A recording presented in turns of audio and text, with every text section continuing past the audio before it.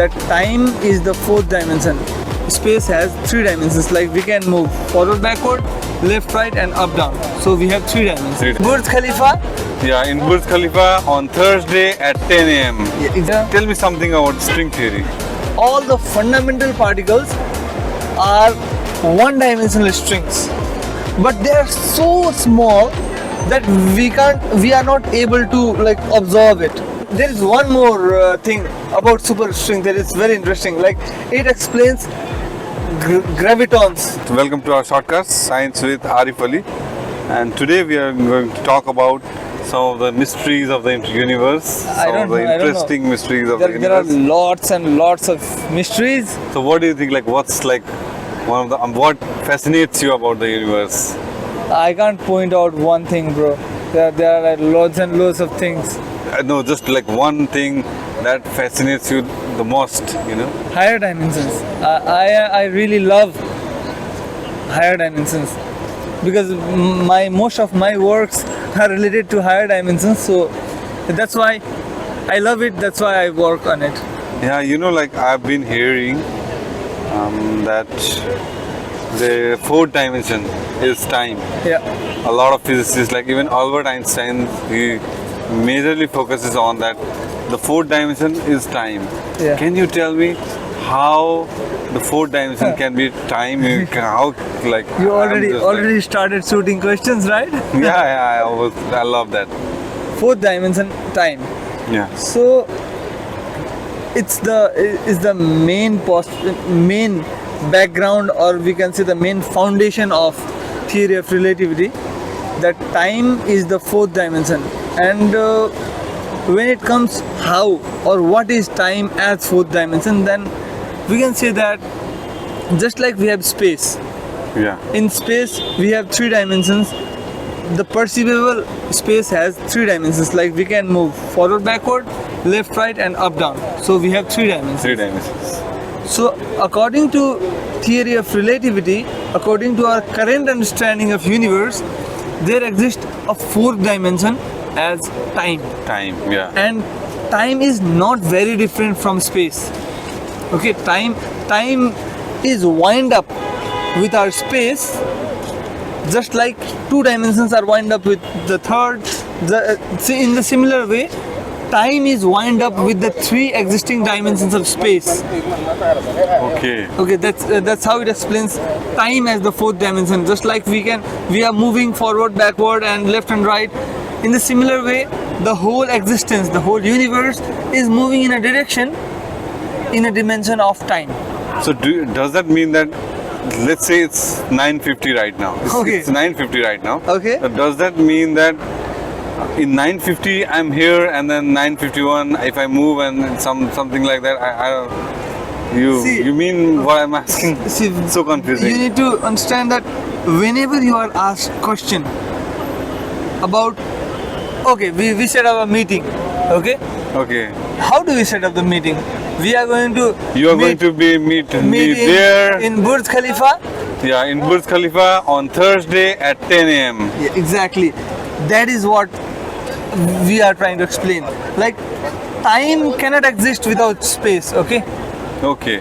And space cannot exist without time, okay? So you can't say let's meet in Burj Khalifa. No. Will we be able to meet in Burj Khalifa? No, not at all. We need to point out the time as well. So unless we explain the coordinates of x, y, z and t, It's not okay, defined. we can't define something's position in this four-dimensional universe. So it means like in every millisecond of time I'm in a different existence, maybe, kind of thing. Yeah, we can say that. And let's talk about, like, when you're talking to higher dimensions. Yeah. I remember one thing, What? and that is string theory. Oh my God, 10 times. It's like very, very popular theory. Yeah. A lot of physicists, a lot of scientists, you know, a lot of these people, they are working Yeah, a lot. like day and night to work on many. theory, and they are working to combine the classical mechanics and quantum mechanics using the string theory. So Yeah. tell me something about string theory. Okay. First, when we talk about string theory, I personally would love to say it as string hypothesis. Because I have a reason. I don't like to call it a theory. And not just me, there are many scientists who don't prefer to call it a theory, because theory actually means the best existing explanation of certain aspect of the universe. The best possible explanation. Yeah. Okay? And when we talk about string theory, till date, it has not been successful in explaining some aspect of universe in the best existing way. It is still in a process of refining and reconstructing. So it's in a process of standing as a theory. And talking about now, it's a hypothesis. What is whatever it is? What is the string hypothesis? Then, okay. maybe?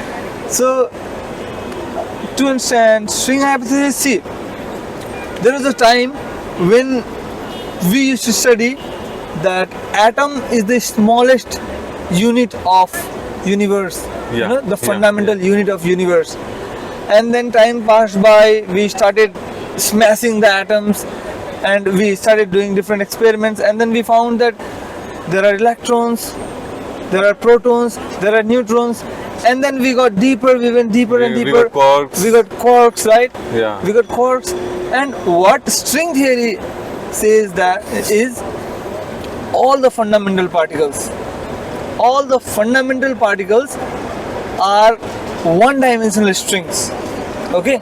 Either it be electron, you understanding? Yeah. All the fundamental particles are one-dimensional strings.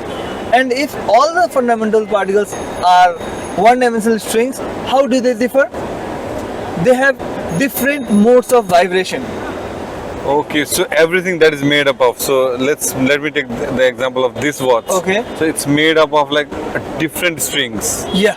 A very one-dimensional strings. Yeah. I mean, and let me talk about your mic. It's made of a different. Yeah. And they have like different vibration. Different vibration. The vibration makes the like final product Yeah. different. Right? The physicality that we see are the product of those one-dimensional strings vibrating in very different ways. Okay. So when you play a guitar, you play like E, and then it sounds different, and then you're playing D, it sounds like completely different. So is it like it's very much like that. Like electrons are one-dimensional strings with some mode of vibration. Similarly, when you talk about other particles like quark, they are fundamental particles. They are one-dimensional strings with different vibration, and that is how it explains particle. It's a very basic explanation of string theory, and it says that the string theory claims that there exist 10 dimensions. Okay. Oh. 10 dimensions. Let me stop you there. Is it even okay or like possible or like good to think about like when I think about 3 dimensions, it's okay, man. But when you go to 4, 5, 6, 7, 8, 9, 10, what is like? What is it? I know. It's very difficult to imagine. Okay, it's not. We human beings, we are not evolved enough. The max we can think of is like 6 dimension, right? Like maybe a cross section of it. Yeah. You can say that, because to understand 4 dimension, we can like remove one of the dimensions and understand it as 3 dimensions. Okay. To understand 5 dimensions, we can remove 2 dimensions and understand it as 3 dimensions.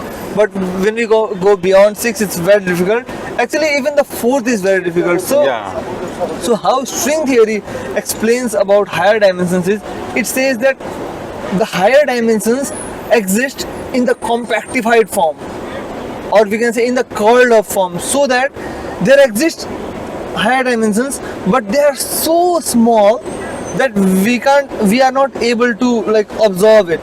Oh. The curled up dimensions. That's how string theory explains higher dimensions. And like I've also heard about super string theory. What is it? Is it like the premium version of string theory? You are going level by level, right? Yeah. Super string theory. Okay. It's very much more interesting than string theory. And so the difference between string theory and super string theory, there are a few differences. Like one difference, like I said, in string theory, the higher dimensions are are existing in compactified and called up forms, right? Yeah. But according to superstring theory, there exists brain world, BRANE world. Have you heard about that? No, it's like higher dimensional universe. Brain world. Yeah, there exists brain world rather than the compactified dimensions. Okay. There is one difference between string theory and superstring theory. Similarly, there are many more differences. I am trying to point out the most significant ones. And the second difference we can talk about is superstring theory talks about supersymmetry. Like talking in very simple language, if any one particle exists, there must be coexistence of another particle for the symmetry, and the difference is spin. Oh, so how it's spinning Yeah, determines like. yeah. The if any particle exists, there exists another particle. Okay. Another particle, there must. Okay, this is a must. Another particle must coexist, and the difference will just be the symmetry. Okay. Okay, and there is one more thing about superstring that is very interesting. Like it explains gravitons. It explains about gravitons and dilatons. And talking about gravitons, this makes the superstring theory one of the candidate of the theory of everything. Because gravitons is capable of explaining gravity.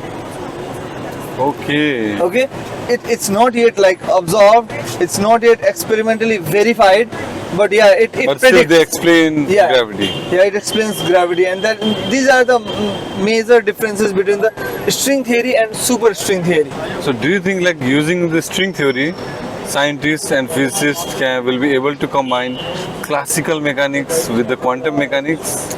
See, talking about today, talking about the current understanding.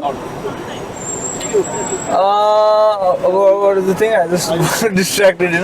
Talking about the current understanding, string theory, superstring theory is actually the best candidate.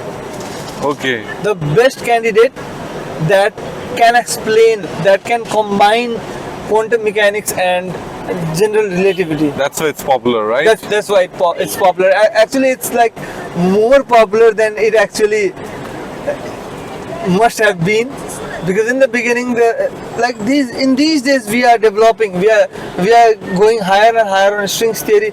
We are developing some formulations that are like really helping us understand the fundamentals of nature. Yeah, that's all about string theory and superstring And theory. what do you think? Like what is the one important thing or one good thing that you think about like string theory? Like it has provided to the world. There are the main good thing. This is the main good thing. Like it is a ray of hope. It is the only ray of hope that exists today that could combine the two fundamentals that we understand of now. Okay. The two major, we can say, the pillars of modern understanding of Any physics. major like critical thing you think about rather than thinking that it's 10 dimensions, how like can it be improved to make a better theory or maybe like combining these? See, like string theory, if there are some scientists who want to like do something that could be a breakthrough to the modern science, then get into the string theory, because it's very raw. It's very raw. It's yet to be cooked and cooked and cooked, and then it'll be edible someday. But for now, it's a ray of hope. It's a ray of hope for all the scientists like us, all around the world. It's like very fascinating to think about these things, like theories, but at least it's good for science, good for physics, good for humanity, good for like every information and technology I things. said in the beginning, the higher dimensions things are like really very fascinating. Like we can talk about it for a whole night, and it has different aspects to talk about. If you talk about time, if you talk about space, if you talk about how multiple dimensions or even the multiverse could coexist, those kind of things, it's very interesting. Inshallah, in our next what we say podcast, we will be talking about multiverse. Yeah, sure. It might be very interesting. Yeah, it'll be. So, guys, do you have something else to say? I have a lot of things to say, but it's already very late. We got to get back to the room. Oh, so, guys, this is it. I hope you enjoyed us watching, talking about science. If you do like the video, please do like and subscribe. So, thank you so much for watching. Thank you so much, people.